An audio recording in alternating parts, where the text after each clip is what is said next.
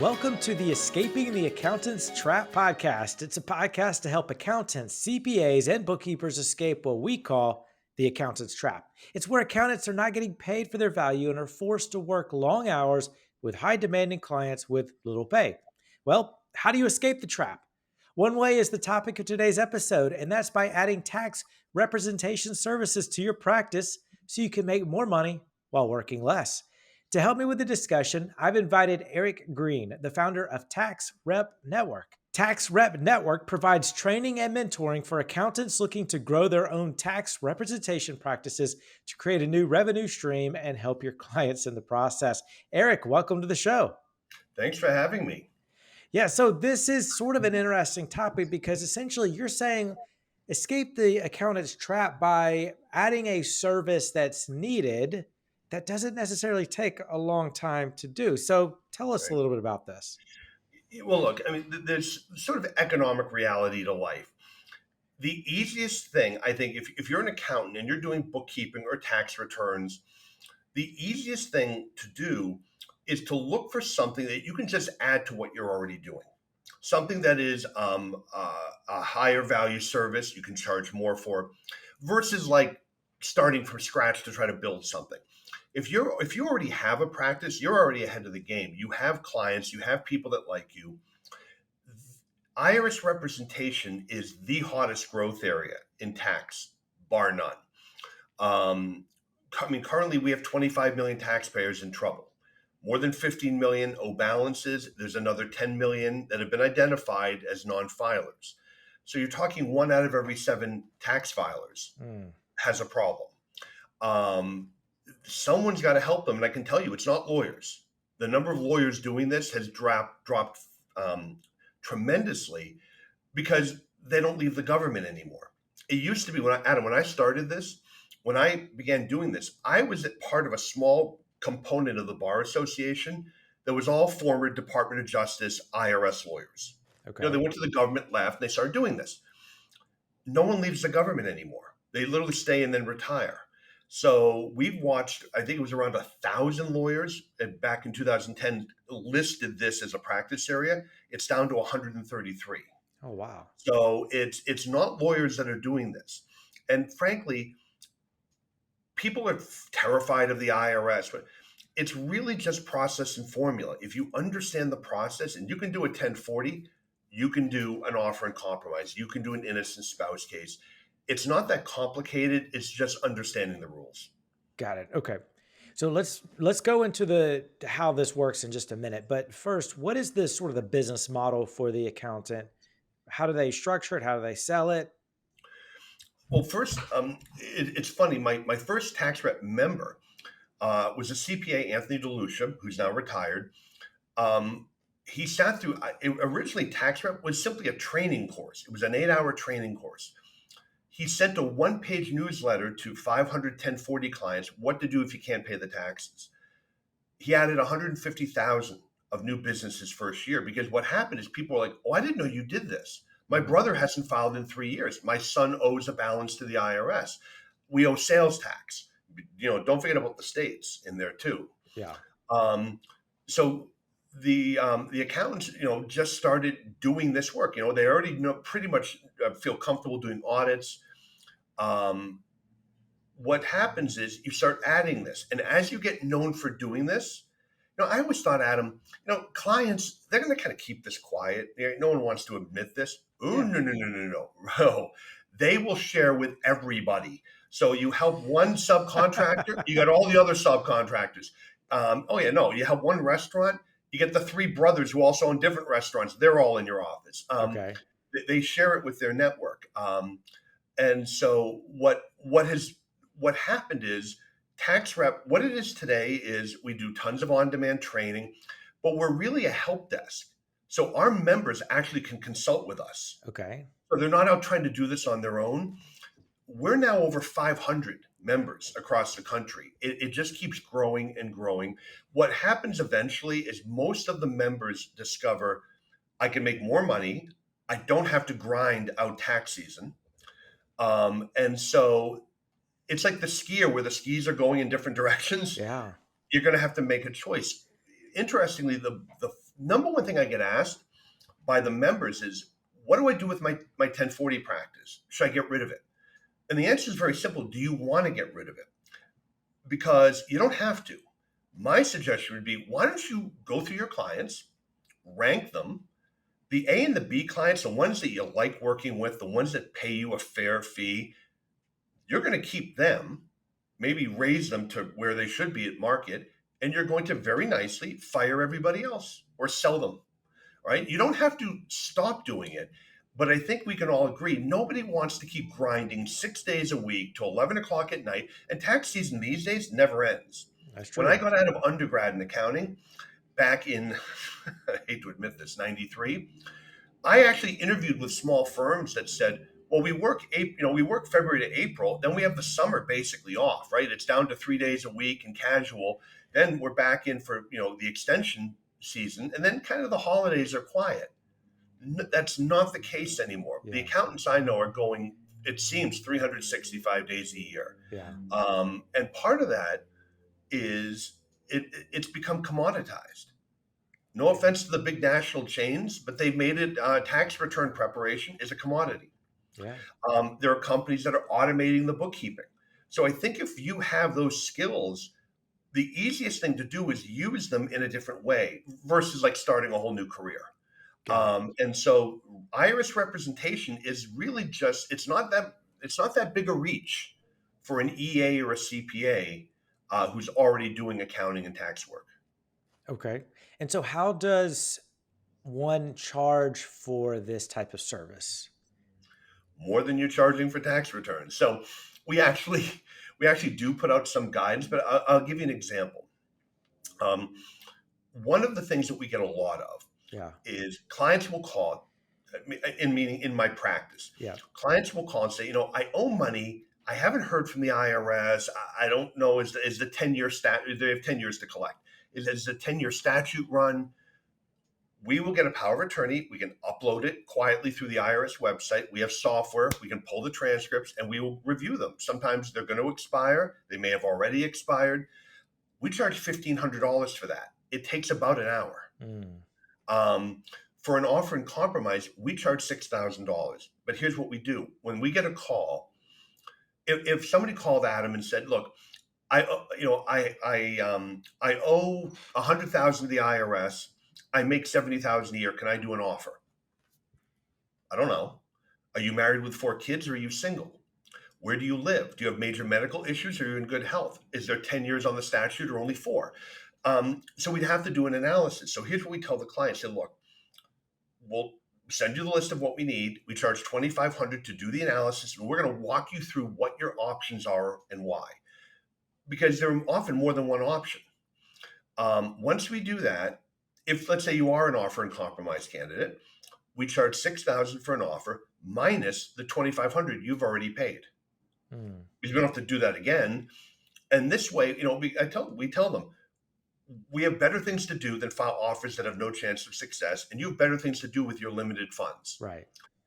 We close almost everybody. They say, wait, $2,500, you'll do the work and walk me through it? That's way better than those 800 numbers where they just want 6,000 or 8,000 from me, and I don't know what they can do or not do. Yeah. And so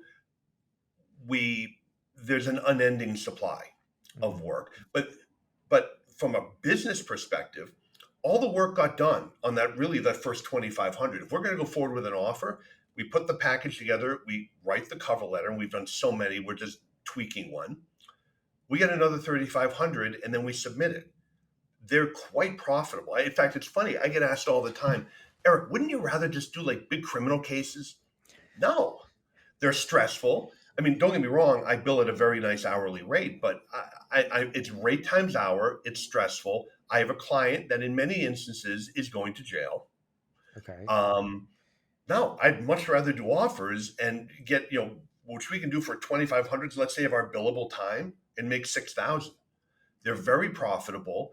And truthfully, when you help somebody, if you're an accountant, you have a client for life. That's true. They will not leave you. And that's the other thing is what's funny. We survey our members every other year. They have found that their 1040 practices have gone up because the clients that they're helping instantly become regular clients. And what's funny, so we have a certification program. When our members have gotten, when people get certified, it's the Certified Tax Representation Consultant that we run. We have about 300 people certified. They have actually attracted more accounting and tax work. And when they ask, why, they say, well, look, I know you do IRS stuff. If we have a problem, I know you can handle it. Yeah. And that's attractive to a business owner. So it really, for those folks listening who want to get out of the grind of tax season and kind of the volume type work, this is something that I've always found that's an easy add-on to what they're already doing. There's not much in terms of what they have to spend to start up. They've already got the knowledge, the skills.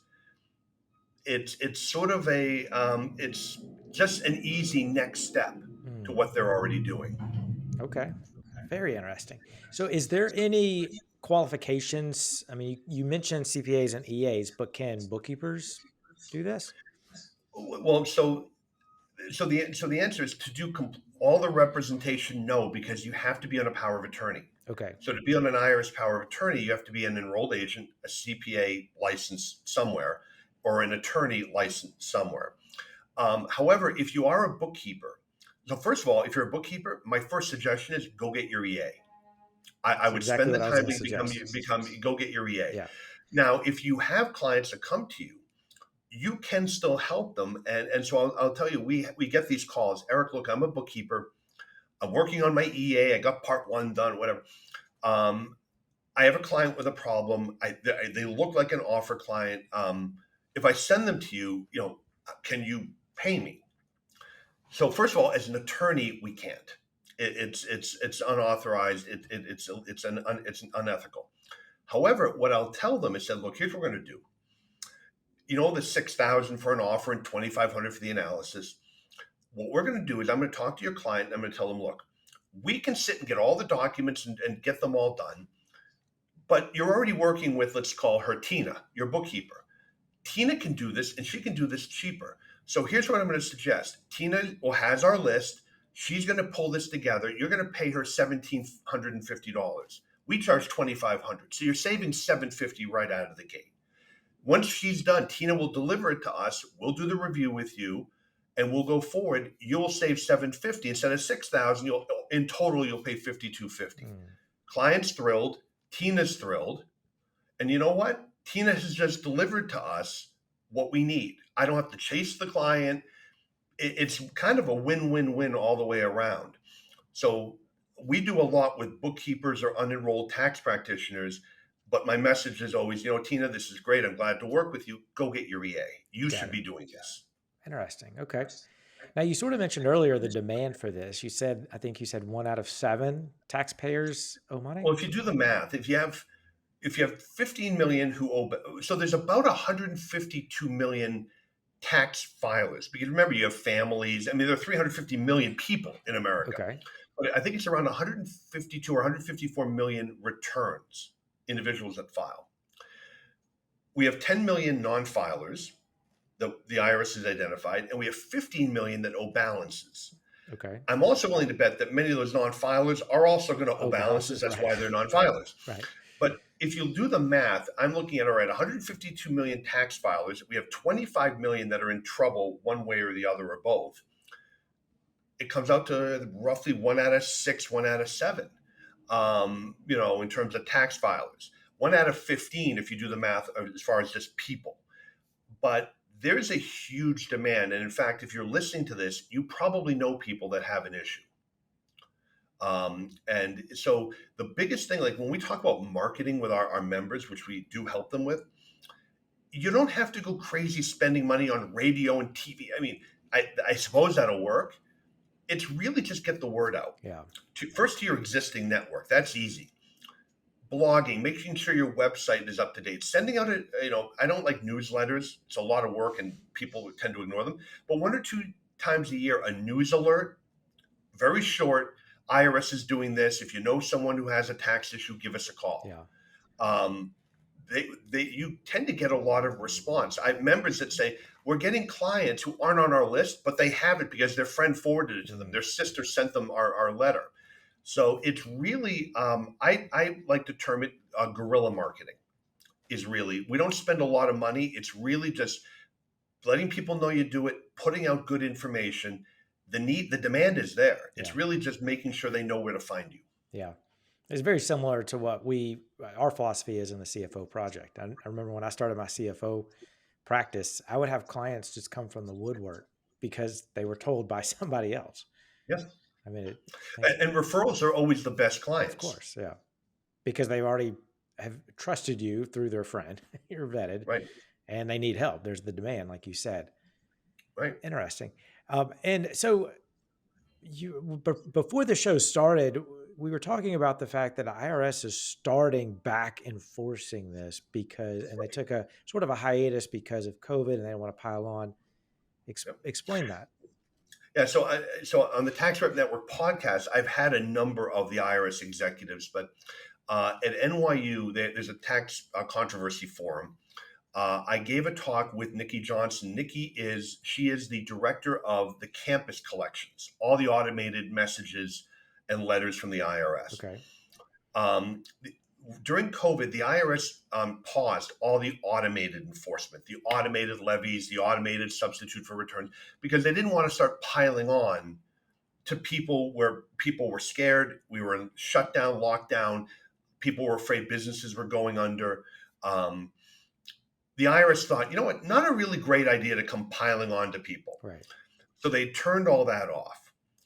Then, as we came out of COVID, they left it off because they were behind in the mail. They had like 10 million unopened pieces of mail.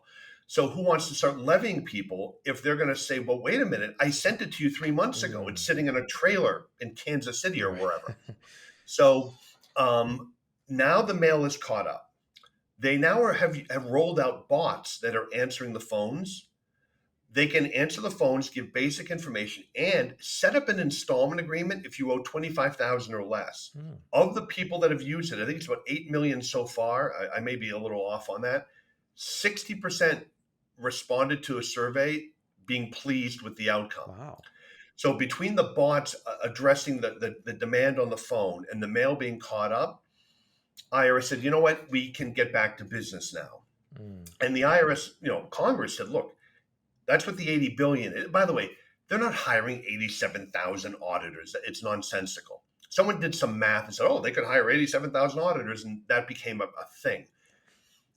It's really designed to upgrade the IRS, a lot of the reasons we can't just log in and interact, the IRS has 1 million attempted hacks a week on their system. 1 million a week? So, yes. Wow. So security for them is big. Yeah. So it's very limiting what they've been able to do. But they're using systems from the 70s and 80s that, they have to put new systems in place, run them parallel for a while, make sure there's no problems. So that there's a lot going into infrastructure, hiring people to answer the phones, open the mail, etc. But enforcement is starting on the upswing. In June, they sent out 8 million balance due notices to people who had not gotten them for the last several years. The other thing Nikki told us is they could levy 4 million people today that have already gotten their final notice from before, and they can levy them. But what happens if they do that? The phone lines get jammed, taxpayer advocate gets overrun. So what they're doing is they're sending out what they call soft notices, basically a reminder, hey, we can levy you, please call us. Starting in August, the automated enforcement notices levies will start going out again, but they're going to go out in waves. So it's going to really go through the end of the year. They're going to be sending it out in waves to try to avoid this mad rush onto the phones when people who've been ignoring the government, because what happens is they're like, no one's bothering me right now. Why do I want to call them? Yeah. The truth is, now is the time to call them and work something out. The point of the levy is they want you to come in and resolve your issue. If you're uncollectible, they'll deem you uncollectible. You can do an offer and compromise. You can get into a payment plan, penalty abatement, innocent spouse. Everything's getting hot right now. So the goal is the IRS want people to come in and work with them. If you don't, they have means of making you do it, which is just unpleasant when they hit your bank account and they garnish the wages. So hopefully more people will keep coming in voluntarily, but we're going to watch enforcement go up starting end of August through the end of the year. Mm. So we're already busy. We're all going to get a lot busier. So I'm telling the accountants that are on my webinars or listen to the podcast, now's a great time to start adding this to your practice. Whether you want to focus on it entirely or just be able to handle those cases that come in and make an extra 30, 40,000. We have $100,000 challenge we run because everyone, I mean, an average case is around 8,000 when you factor in getting them in, appeals if you have to go to. That's one case a month. Yeah. So, everyone, this is a great thing to add. Again, whether you want to completely pivot away or just simply add it on as something else to do to your existing practice, the IRS is going to make it easy because they're finally gonna start taking the gloves off again. Wow. Well, Eric, this has been very fascinating. If somebody's listening right now and they're thinking, okay, this makes sense, I would like to learn more from Eric about how I can add tax rep service to my practice, where do they go? Well, taxrepllc.com. TaxRepLLC.com. Okay. Yep. Is our website. Although truthfully, if you Google me, I'm pretty easy between my blogging and my speaking and my videos. I'm pretty easy to find. Right. But yeah, taxrepllc.com. Okay, perfect. And so, Erica, we'll put that in the show notes as well. Thank you so much for being with us today. Thanks for having me. Yeah. And to everyone listening or watching, thank you so much for spending the last few minutes with us as we discussed how to escape the accountant's trap. Bye for now.